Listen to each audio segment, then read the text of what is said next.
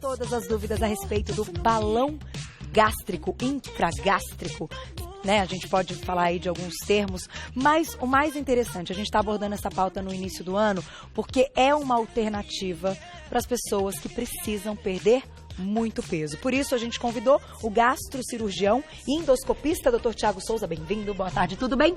Prazer tê-lo aqui. Obrigado. E o assunto é um assunto sério, um assunto importante. Eu acho que as pessoas ficam muito na dúvida, doutor. Eu quero começar o nosso papo até te perguntando e relacionando um pouquinho o balão, né, que a gente vai mostrar ao vivo já já. Vamos fazer uma dinâmica para vocês entenderem.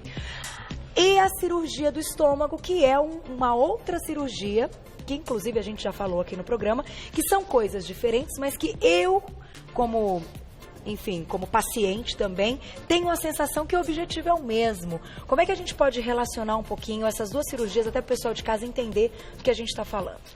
Tá, o procedimento de balão intragástrico é um procedimento endoscópico. Ele não envolve corte no paciente, não envolve nenhum procedimento cirúrgico invasivo no paciente. A cirurgia é algo mais definitivo e está relacionado a uma perda de peso maior do que o balão intragástrico. Então, na verdade, você tem dois públicos de pacientes. O paciente que precisa realmente de uma cirurgia e o paciente que ele pode tentar um tratamento alternativo, um pouco mais simples, que seria, na verdade, o balão intragástrico. Tá. Então, você tem os dois grupos de paciente. Como você decide de colocar um balão ou operar um paciente? Na verdade, é uma equipe multidisciplinar que avalia esse paciente, o endoscopista, o cirurgião, o endócrino, a parte nutricional, e decide o que é melhor para aquele paciente naquele momento. E nada impede que ele coloque um balão e que depois ele opere, que o balão seja de ponte para uma cirurgia mais definitiva. O início do Agora, qual seria a indicação para o paciente colocar, então, o balão? No caso da cirurgia do estômago, a gente sabe que vocês acabam levando em conta o IMC, né, daquele paciente, que tem que ser acima de quanto? Para a cirurgia tem dois grupos, acima de 35 sem comorbidade ou acima de 30 com comorbidade. No caso do balão também? O balão está aprovado para ser colocado com IMC a partir de 27, então é um pouco antes da obesidade, na verdade é no sobrepeso. E não tem um limite para você colocar esse balão, assim como também não tem um limite de idade para você colocar, nem para você colocar em criança ou então em paciente idoso. Você pode colocar nesse grupo, em toda essa faixa etária você pode colocar. Criança também? Claro que são indicações mais específicas, precisa de uma avaliação um pouco mais detalhada, mas não é uma contraindicação. Hoje em dia nós temos crianças sendo tratadas com balão intragástrico também. Muito bom. Vamos colocar o vídeo, então, que mostra como ele é colocado no nosso organismo. Em seguida, a gente vai mostrar ao vivo aqui, claro, com uma ilustração do que é possível mostrar no ar, para a gente entender o que acontece e entender o objetivo da colocação do balão. Olha lá. Aí, doutor, se você quiser ir comentando. Tá, na verdade, todo procedimento endoscópico ele envolve uma sedação para o paciente não sentir nenhum desconforto, não sentir dor. Essa sedação ela deve ser feita pelo médico anestesista, profissional especializado nessa área. E o endoscopista fica, na verdade, responsável pela colocação do balão intragástrico. Tá? É um procedimento rápido, que dura em torno de 14 a 15 minutos. O volume que você insufla o balão ele é variável de acordo com o perfil de cada paciente, mas ele vai em média de 400 a 700 ml. E o tempo de permanência de um balão hoje é até 6 meses ou até 1 ano, depende do tipo de balão que você escolhe para aquele paciente. Certo, mas o material é o mesmo, o que vai mudar é a quantidade, enfim, o tamanho desse balão. Sim, é o mesmo balão que você pode insuflar ele com um volume variável, de 400 a 700. A 700, entendi. Vai depender do quanto aquele paciente precisa. Exatamente. E o objetivo é diminuir o estômago. Isso, na verdade você vai ocupar o espaço do estômago, fazendo com que o paciente tenha uma sensação de saciedade. O que é isso? Ele sentir que ele está cheio sem ter comido. Então com isso você diminui muito o que ele consegue ingerir. É claro que isso, com o tempo, ele vai adaptando. Após 30, 45, 60 dias, ele já está adaptado ao balão e aí a sensação de saciedade ela diminui. Por isso que é importante você ter uma abordagem multidisciplinar, fazer exercício físico, passar com a psicóloga, com a nutricionista, para você poder ajustar a dieta do paciente e ele perder peso de 6 meses a 1 ano. Certo. E mais importante que isso é depois ele manter essa perda de peso. Ou seja, depois de 6 meses ou 1 ano, você tirou o dispositivo. E agora ele tem que seguir o quê? Tudo o que ele fez, tudo que ele mudou, tudo que ele aprendeu com toda a equipe. Que a gente vai falar daqui a pouquinho da parte da alimentação após a colocação do balão. Vamos mostrar ao vivo, então, como é que funciona? O balão, na verdade, ele fica posicionado no estômago, no fundo gástrico. Ele é pesadinho mesmo. Ele pesa Aí. de 400 a 700 gramas e ficaria nessa posição, no fundo gástrico, tá? Ele é passado por endoscopia. Dessa forma, vocês veem que é um cilindro, né? Ele entra facilmente, é maleável, ele entra facilmente pela boca e desce até o estômago. Quando já está no estômago, a gente retira o fio guia que vem nele e aí a gente conecta, então, o sistema de insuflação do balão. Tá. Esse sistema de insuflação, ele vem com o próprio balão e o importante é você colocar o corante, que é o azul de metileno. Por que que é importante? Não é frequente o balão vazar, mas caso ele vaze, a sua urina vai ficar de uma coloração esverdeada, verde, azulada, e você sabe que o dispositivo vazou e que você tem que entrar em contato com o seu médico. Não é nenhuma urgência, não é nenhuma emergência, não precisa se desesperar. Apenas entre em contato com o seu médico que ele vai proceder da forma adequada. É algo tóxico? Não, o azul de metileno, na verdade, ele não é tóxico para o nosso organismo, tá? E ele é absorvido e excretado pelo rim. Na hora que ele é absorvido e excretado pelo rim, ele cora a urina. Então, é o melhor marcador que a gente tem do vazamento de um balão. Apesar de ser raro, mas é importante termos esse marcador. Ah, e vai dar pra gente mostrar então como é que vai encher? Ah, que legal. A gente conecta o sistema de insuflação do balão após você tirar o fio guia, né? E a gente insufla o balão. Enquanto isso, o paciente está dormindo e não está sentindo dor, está confortável. Há sempre o cuidado de insuflar de forma devagar o balão, para que não haja nenhum tipo de vazamento nele. E vocês vão percebendo que ele vai sendo preenchido. Olha que legal. Ele tem uma cápsula que com a insuflação ela rompe. Ups. Meu susto. Mas é bem tranquilo, não tem E problema depois essa cápsula sai. Essa cápsula ela volta com um cateter de insuflação. Ela sai do organismo. Tá.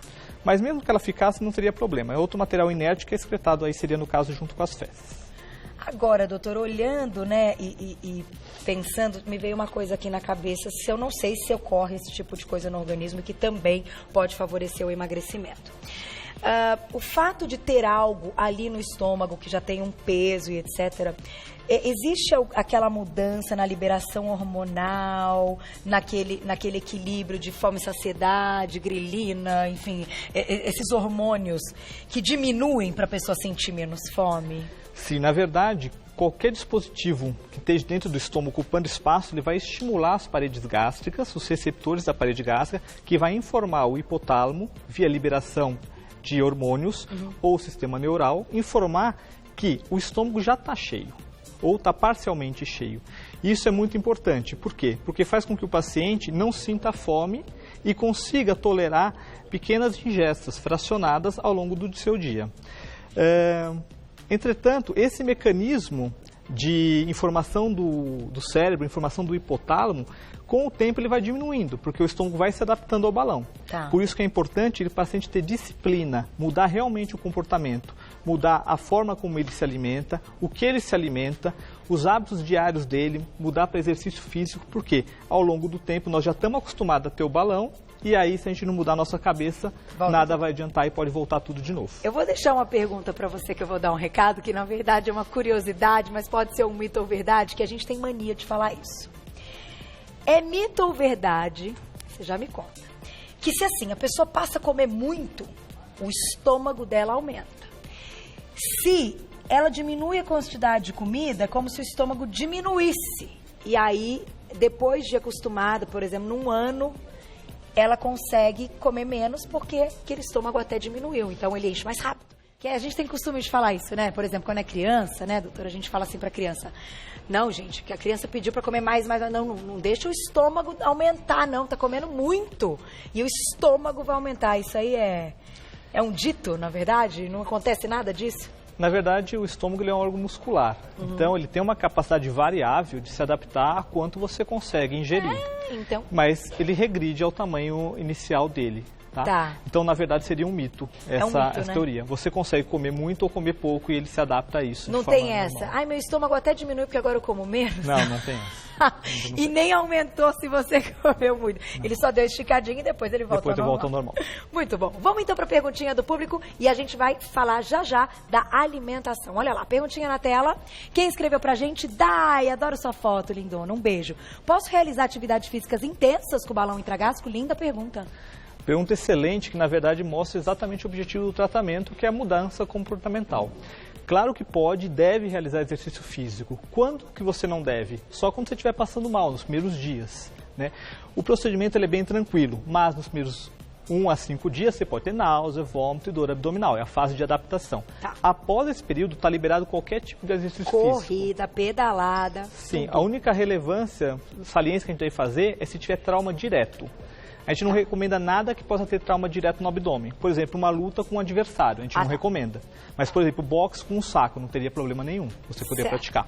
E tá pode musculação, é só ter cuidado com o peso para não cair. Abdominal, tudo. Corrida, natação, que coisa mergulhar, boa. fazer o que quiser. Muito bom. É bem Vamos tranquilo. mostrar como ficou a sua, que você encheu ao vivo? Olha lá. O balão, então, né? aqui dá para ver a diferença dos dois balões. Esse balão teria, por exemplo, 500 ml, esse aqui está com 700 ml. A gente define o volume baseado no paciente, então é de forma personalizada para cada tipo de paciente, mas é o mesmo balão. Até quantos quilos a pessoa pode perder? Em média, a gente diz que ele é efetivo acima de 10% do peso total do paciente. Tá. Mas a média é bem maior, flutua em torno de 18% a 20%, mas ele é efetivo a partir de 10%. 10 que com 10 certeza, é. 10 com certeza. Isso é garantido. Praticamente. Todos os pacientes. Exceto se o paciente não seguir as regras. Tem Por algum- exemplo, não seguir a orientação nutricional, tomar leite condensado, exagerar em algumas coisas, Friturinha. frituras, aí, Se comer, passa mal? em geral, sim. Se passa comer mais do que Em deve? geral, sim, e é isso que é, na verdade, a importância do balão. Porque se você passar a mesma dieta para mim e para o paciente, eu com um balão e ele sem, a gente deveria perder o mesmo peso.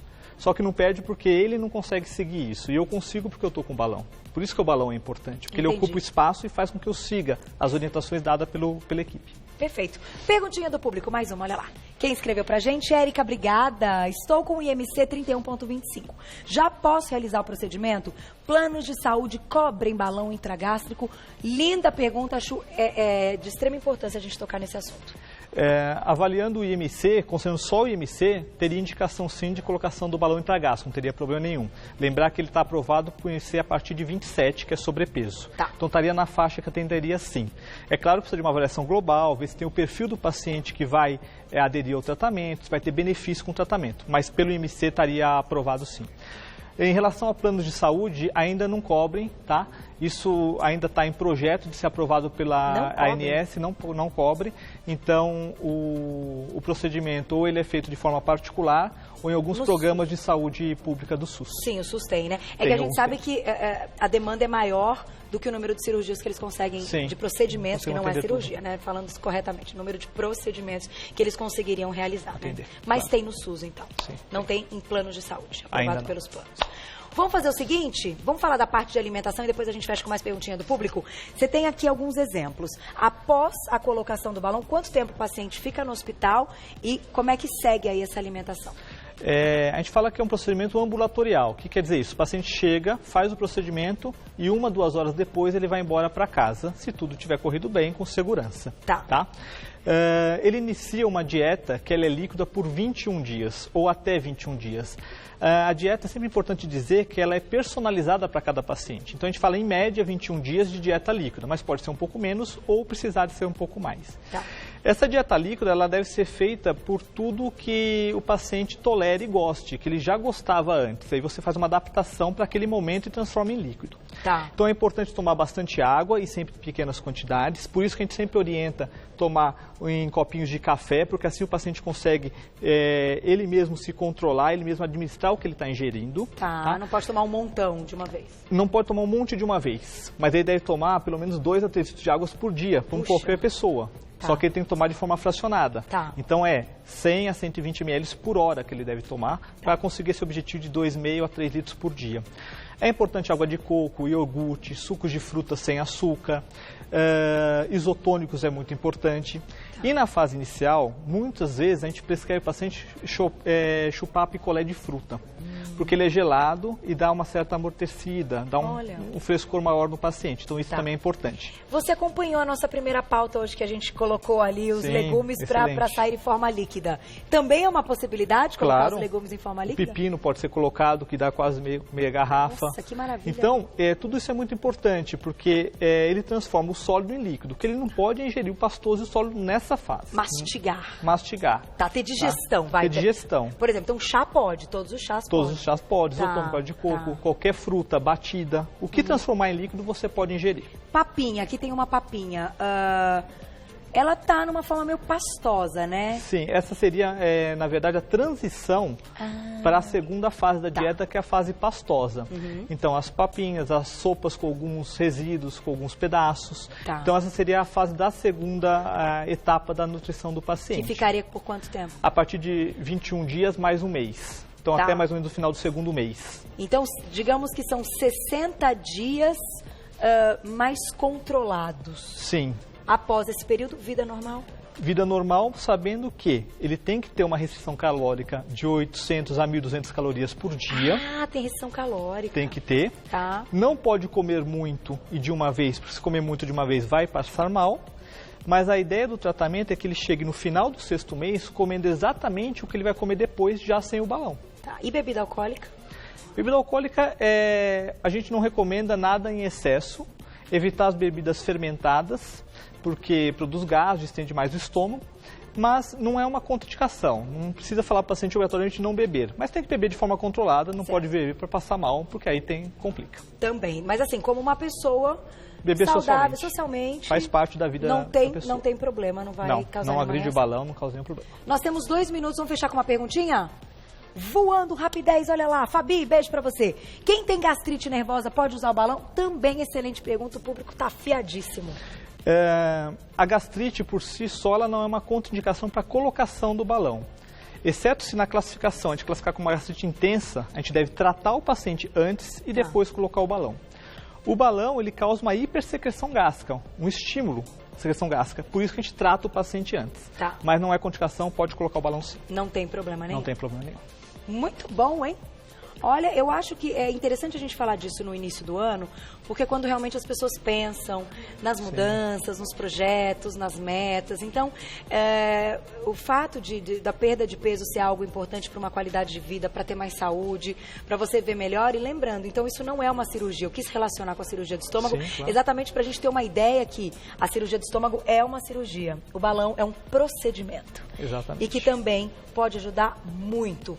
Faça, claro, com alguém que você confie. Hoje eu acho que a gente conseguiu tirar todas as dúvidas. Tem que ter a parte do paciente, né? Claro, ele participa do tratamento. Depois, não tem como, tem que ter a força de vontade, mas eu acho que o ganho é imenso, né? Tem benefício, sim. É fantástico. Quero agradecer ao Dr. Thiago Souza, que é gastrocirurgião e endoscopista, e eu vou dar um site para vocês, que é o www.instituto Endovita. O Endovita, o Vita é com 2 T's. institutoendovita.com.br. Doutor, muito obrigada. Tudo de bom. Um bom ano. Até a próxima.